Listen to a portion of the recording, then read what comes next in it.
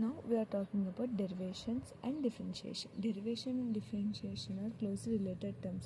ఎందుకంటే ఈ రెండు కూడా డెరివేటివ్ ఫైండ్ అవుట్ చేసే ప్రాసెస్ని మనకు రిఫర్ చేస్తాయి.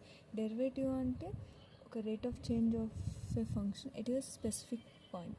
ఒక స్పెసిఫిక్ పాయింట్ దగ్గర రేట్ ఆఫ్ చేంజ్ని రిప్రజెంట్ చేసేదే డెరివేటివ్. సపోజ్ f(x)(x)² అనే ఫంక్షన్ తీసుకుంటే దాని యొక్క డెరివేషన్ అనేది f'(x)(2x) అవుతుంది. అంటే the rate of change of f(x) at any point is 2x. Suppose we take another example like f(x)(x3) తీసుకుంటే దెన్ f'(x) ఏమవుతుంది 3x² అవుతుంది.